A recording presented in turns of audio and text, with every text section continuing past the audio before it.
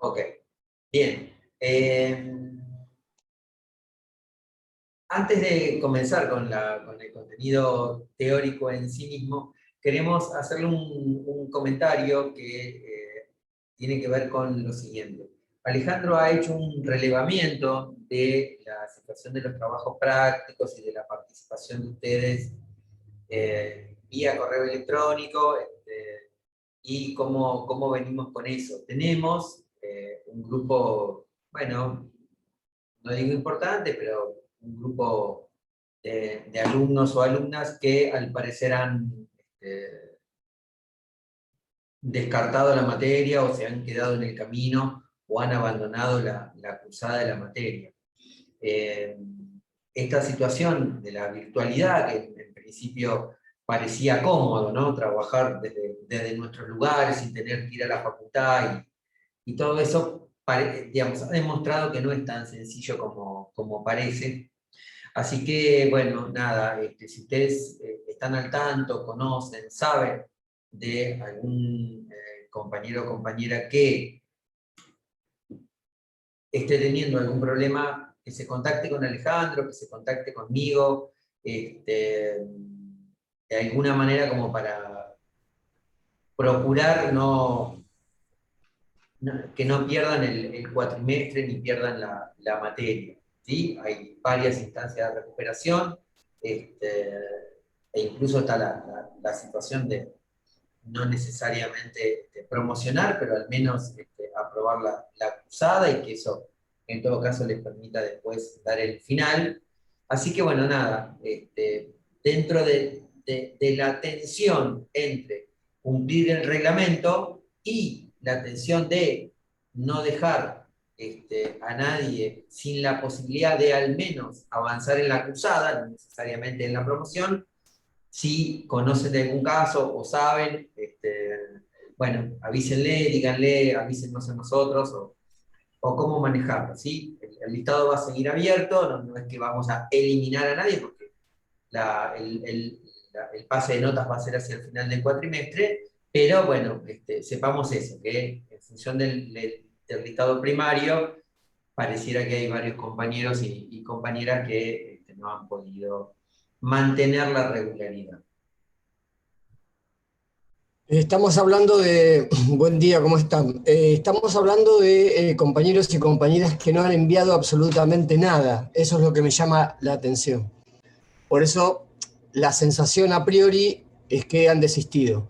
No de aquellos que han comunicado algún tipo de problema en particular, que por supuesto nosotros tenemos en cuenta, porque es una situación compleja para todos, ni aquellos que todavía por cuestiones diversas, no completaron, no me enviaron el último trabajo práctico, sino de compañeros y compañeras que no han enviado nada o que mandaron algo en el primer trabajo y después nunca más se comunicaron, dejaron ahí incompleto.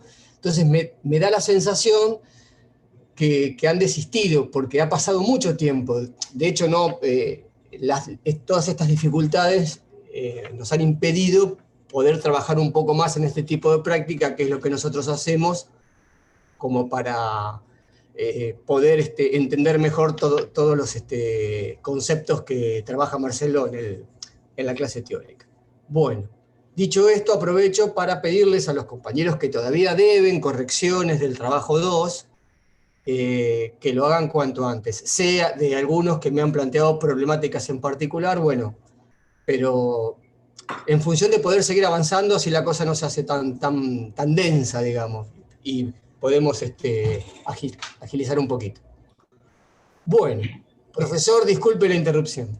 Ok, ok, no hay drama. Bien, nosotros vamos a estar iniciando esta clase con la presentación de la unidad 3, que tiene que ver con el análisis institucional. ¿Sí? Algo habíamos adelantado de manera rápida y seguramente no del todo clara en nuestra breve clase anterior, cuando dijimos que el quantum de teorías organizacionales que se habían dado después de lo que podríamos llamar teorías postestructuralistas, tenían que ver básicamente con la situación de abordajes de eso que llamábamos el funcionamiento de las organizaciones. Es decir, el reconocimiento de la teoría de que las organizaciones tienen una dinámica, es decir, cuando son creadas y puestas en funcionamiento, las organizaciones tienen una dinámica que no siempre esa dinámica toma el camino de lo que se previó, de lo que se pensó como lo que vamos a llamar comportamiento organizacional. Es decir, la mezcla entre, y ahí es donde queremos presentar nuestra primera caracterización del análisis institucional, nosotros vamos a entender al análisis institucional, es decir, a cómo acercarnos a entender, a analizar esa dinámica que las organizaciones crean en su funcionamiento, que no es ni lo formal pensado, ni lo informal como reino, digamos, de la voluntad. Vamos a tomar la idea de René Luró, que es como el fundador del análisis institucional que podríamos llamar post-estructuralista, entendiendo que el análisis institucional es una metodología de estudio de las instituciones que se basa, que se apoya, que toma como punto de partida para ver en qué consiste esa dinámica organizacional entre o que toma como base las contradicciones existentes entre lo formalmente instituido y lo que las prácticas van definiendo a partir de eso que habíamos llamado instituyente. Es decir, para Luró, la mejor manera de ver por dónde pasa la real realidad, disculpen el término, la real realidad de la organización es ver qué es lo que formalmente está definido y qué es lo que prácticamente está pasando. En ese campo es donde nosotros, los planificadores, vamos a poder trabajar con una riqueza de situaciones y de elementos que es, la verdad, netamente interesante. ¿Por qué? Porque normalmente todos, y más quienes están en una organización, tienden a creer que la institución, ¿sí? Es decir, el conjunto de reglamentaciones que se hace en cuerpo en esa organización, tienden a creer que lo institucional es pacífico, ¿sí? Que lo institucional en todo caso es desobedecido. Para decirlo rápido, ustedes van a una primera entrevista con el CEO de una empresa y dicen, mira, acá las normas son claras, lo que pasa es que la gente no tiene ganas de trabajar, o lo que pasa es que la gente trae sus problemas y no, pareciera que para la organización la estructura, el andamiaje formal, lo que podríamos llamar el organigrama con sus normas, es una situación pacífica. Luró lo que va a plantear es que la institución es en sí un concepto problemático.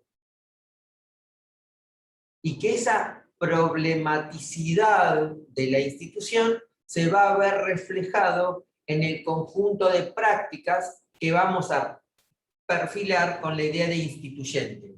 Es decir, aquello que se va planteando como un alejamiento, no necesariamente como una contradicción, como un alejamiento de las prácticas que formalmente deberíamos los actores llevar adelante. Entonces, nuestra idea del análisis institucional como abordaje es esa, la diferencia entre lo que la organización formalmente definió y lo que está pasando como juego de fuerzas, como juego de relaciones.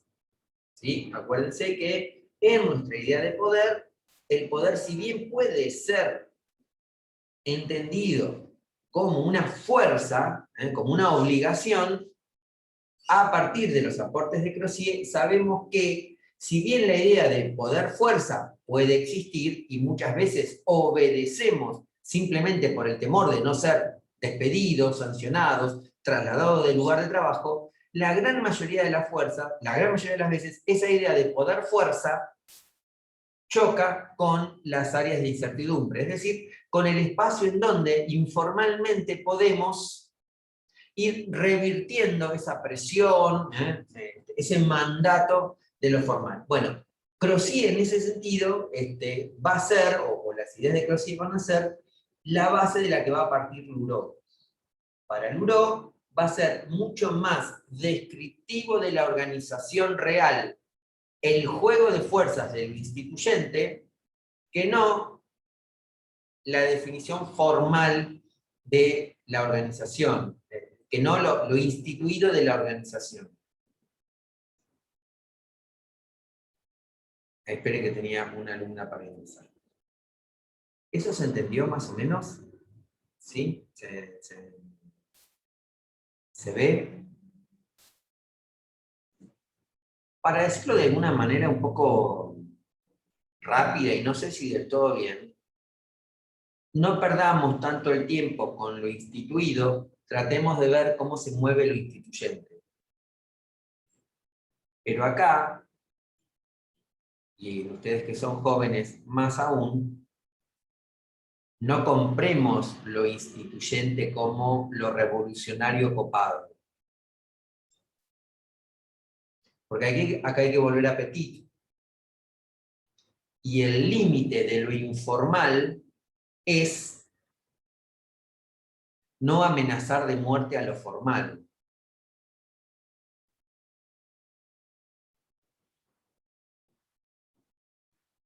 Es decir, si nosotros somos instituyentes y nos queremos convertir en instituido, lo que tenemos que sacudir y vaciar son las normas, las ideas fuerza de lo instituido.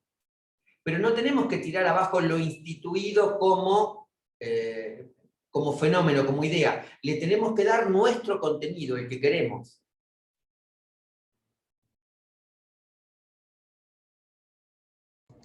Ejemplo, los procesos revolucionarios que se pueden dar en algunos países, que derrocaron una idea que estaba instituida y esa idea nueva pasó a ser lo instituido. Pero no significa que no tenga que haber una idea que rija los destinos de. Después, bueno, vienen todas las idas, las vueltas, las marchas y las contramarchas. Pensando en un país como una gran institución. Pienso en el proceso constituyente chileno, dice Ayelen. Es interesante el ejemplo. Vamos a ver qué pasa. Ahí va a haber vamos a ver cómo, qué es lo nuevo instituido después de que se dictamine esa nueva constitución. Karina, porque nos volveríamos lo instituido. Sí, nos volvemos lo instituido. Por eso no hay que destruir el concepto de algo instituido como algo negativo, que creo que es lo que vos decías, Marcelo, si no me equivoco. Si no entendí mal, es muy interesante, es muy interesante. Sí, ahí sería como cambiar lo que está instituido por nuestras necesidades. Exacto, Y claro. sí, yo diría, sería como cambiar los valores del instituido por nuestros valores. Para decirlo no muy académicamente, sería como rellenar con nuestros valores, pero mantenemos el continente. Ahí está. Cambiar el contenido, pero manteniendo el continente. ¿Bien? Desde esa idea, desde esa idea, en la jerga, en nuestra disciplina, a partir del libro de Luró, que es de la década del 70, se empieza a hablar bastante de un concepto que ahora se ha retomado, que es el de intervenciones institucionales. Es lindo y queda copado decir, vamos a iniciar un proceso de intervenciones institucionales. A ver, puede servir para cualquier cosa esa frase, ¿no? La idea de Luró es que las intervenciones institucionales son las prácticas, los saberes que va a desarrollar el planificador, el consultor, en relación a cómo diagnosticar qué ideas, fuerzas manifiestan ese instituyente. Hoy podríamos decir que la idea de intervención institucional del URO se podría traducir en la idea de relevamiento, pero es más fuerte la idea de intervención del URO. ¿Por qué? Porque de la intervención deberíamos sacar los elementos, las ideas fuerzas, los fundantes de qué valores está reflejando lo instituyente. Es decir, en el diagnóstico, que va a ser el marco de esa intervención, no solamente para el URO, para los postestructuralistas, no solamente tenemos que describir lo que está pasando, sino que tenemos que ver qué valores, qué fuerzas, qué compromisos están fundamentando ese instituyente. Porque si bien lo instituyente tiene muchas veces el carácter de inorgánico, es decir, hay una oficina que trabaja de una manera, otra que trabaja de otra, digamos, cada grupo desarrolla sus propias reglas para tratar de escapar a la presión de lo formal, de las normas. También es cierto que de alguna manera todo eso se mueve dentro del límite de la organización y que tal vez tenga más cosas en común que no la simple oposición, rebeldía o la simple explicación del CEO de acá nadie quiere hacer nada.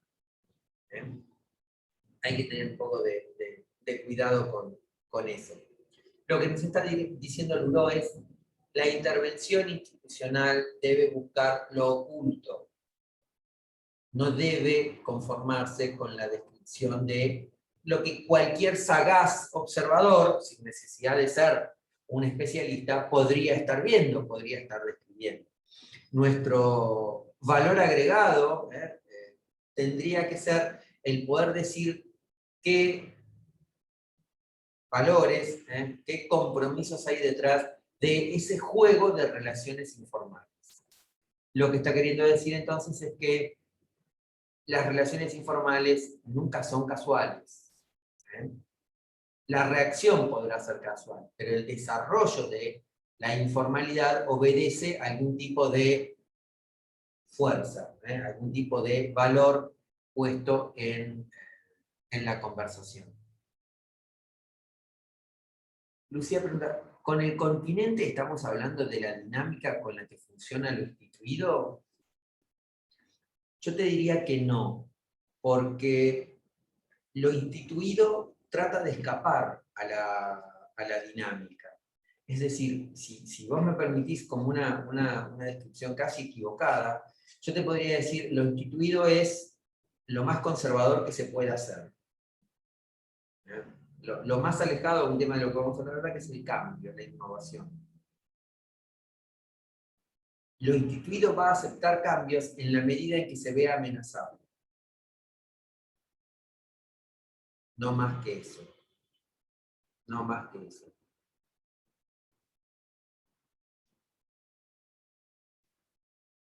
¿Sí? Bien. Entonces, vamos hasta acá. ¿Quedó más o menos algo en el camino? ¿No? Bien. Entonces, esta idea del URO nos va a servir a nosotros. A ver, les podríamos dar un texto para leer del URO y de la presentación del análisis institucional, pero la verdad que se nos hace como muy extenso en el desarrollo de la materia. Después con el stand ustedes van a hablar un poco de cómo vamos a seguir en esta nueva parte y de cómo hacer, digamos, como una especie de puesta en común de conocimientos a partir de algún tipo de trabajo práctico que vamos a encarar ya con un criterio de evaluación un poco más formal. Pero la idea del URO es que las contradicciones entre los valores instituidos y los valores que expresa el instituyente es el campo de acción más rico en cuanto a posibilidades para nuestro desarrollo profesional. ¿Sí? Esas contradicciones tienen que ver con que lo instituyente expresa valores distintos a los valores definidos por lo instituido. Y eso es necesariamente, dice Luro, una constante. ¿Por qué? Porque lo instituido parte de una idea fuerza, fija, firme, definida, y lo instituyente trata de manifestarse como una oposición. Entonces, lógicamente, racionalmente, ¿se acuerdan que habíamos dicho que todos los actores en la organización tomaban en mayor o menor medida decisiones con una racionalidad limitada? Bueno, acá también va a jugar esa idea, ¿sí? Todos los actores de la organización, tanto que jueguen en lo instituido como que jueguen en el instituyente, van a trabajar con una idea de contradicción que se va a expresar o que se va a manifestar en las prácticas. De ahí, a partir de la década del 80, y fundamentalmente en las escuelas latinoamericanas, se empezó a hablar de las prácticas culturales como fenómeno de lo instituyente. Es decir, cómo la cultura de la organización trata de socavar los valores definidos por el instituto. Pero sobre eso, perdón, es el teléfono de acá, ya alguien atenderá. Lo instituyente, entonces, va a ser como la manifestación de esa cultura organizacional puesta en práctica. Ahora bien, en este esquema entre instituido e instituyente, hay una idea que empezó a hacer cuerpo en la teoría de las organizaciones, y que es la idea de cambio e innovación. Un tema del cual se habla mucho. Cambio e innovación. Si bien en la terminología de las organizaciones uno podría establecer alguna idea, alguna diferencia entre los conceptos de cambio e innovación, nosotros en principio los vamos a entender como sinónimos, como ideas similares, y vamos a seguir a un autor que se llama Richard Hall, H-A-L-L, no sé si se ve. Vamos a seguir a un autor que se llama Richard Hall para hablar de cambio.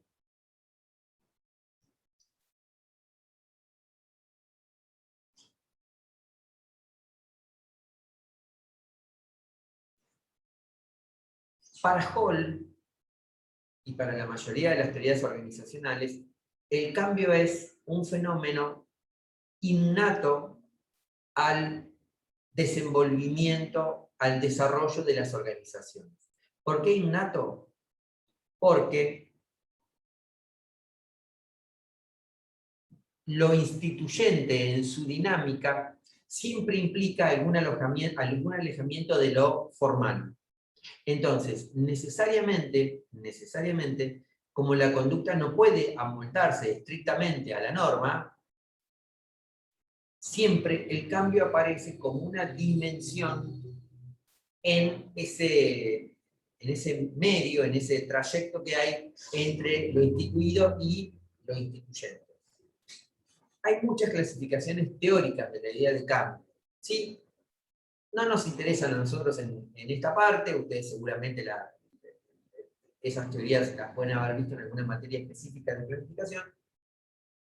Básicamente, la idea de cambio viene también de la política, ¿no?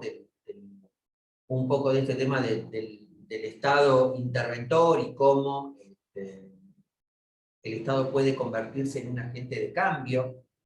Pero a lo que a nosotros nos interesa, nosotros vamos a definir como dos grandes categorías para analizar el cambio.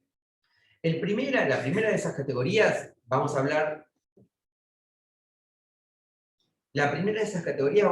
del cambio planificado y del cambio forzado. Es decir, de aquel cambio que lo instituido prepiensa, porque, y ahí abrimos la discusión, porque se está viendo amenazado, porque quiere obtener una mayor rentabilidad. Es decir, el cambio planificado, aquel que trata de contener, de perfilar con algún objetivo esas ideas fuerza, esas ideas instituyentes que se están viendo en la organización.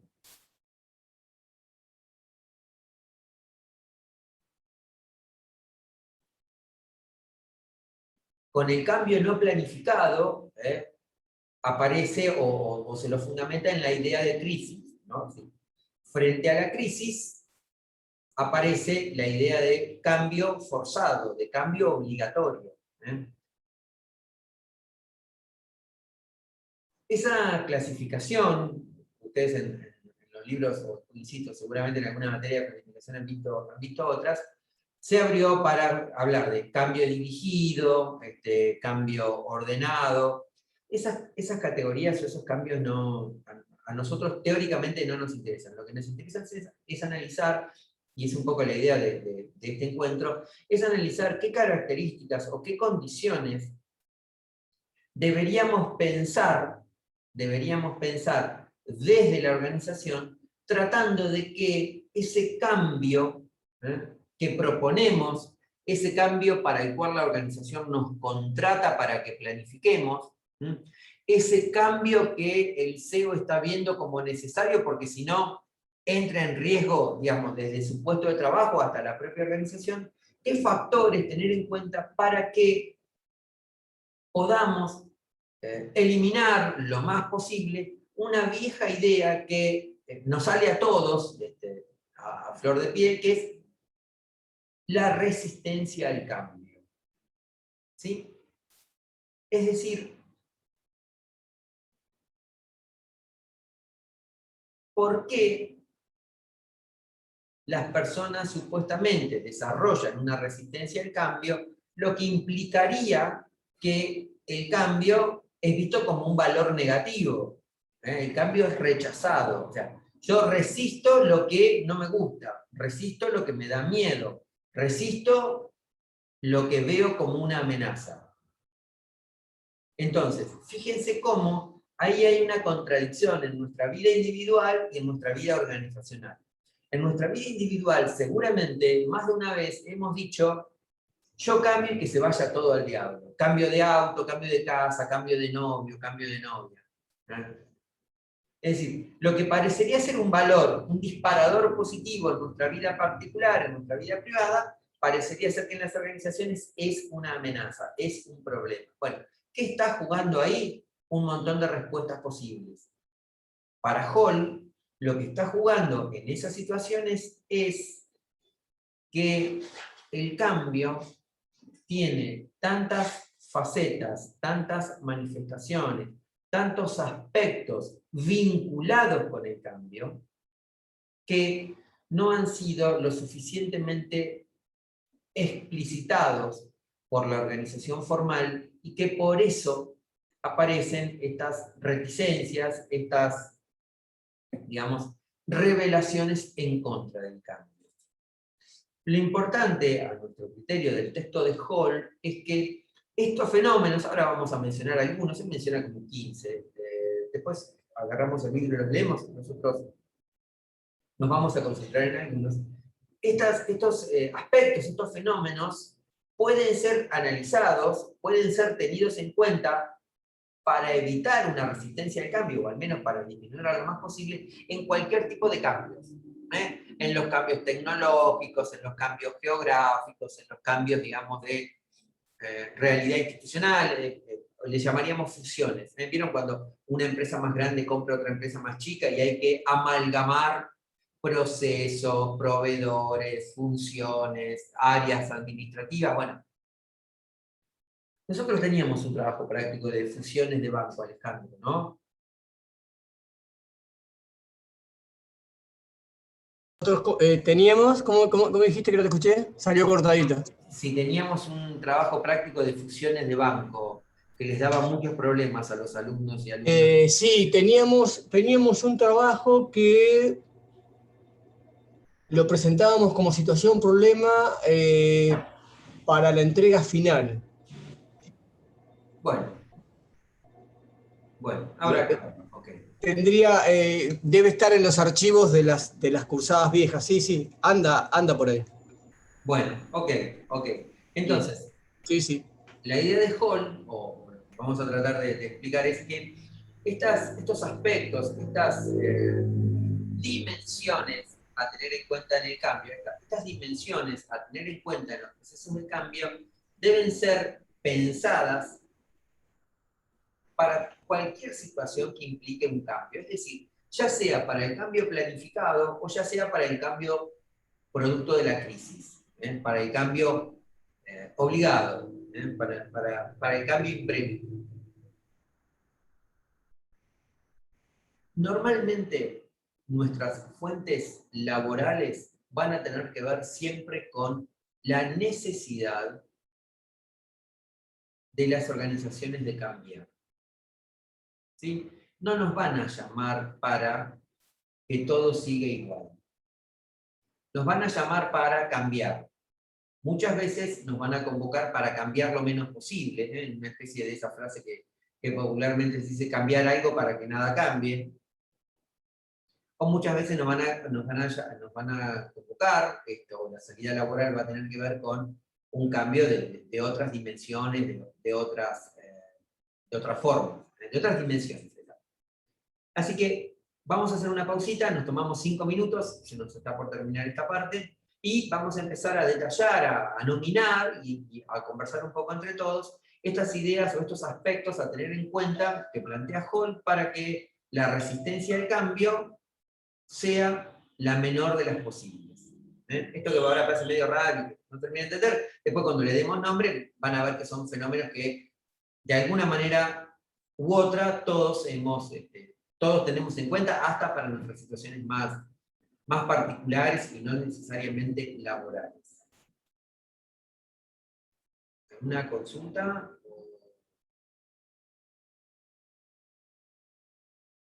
Adelante, adelante. No, estaba pensando, mientras te escuchaba, estaba pensando el trabajo ese que vos que mencionabas de la fusión. Ok, pero no se lo complejices tanto como el año pasado.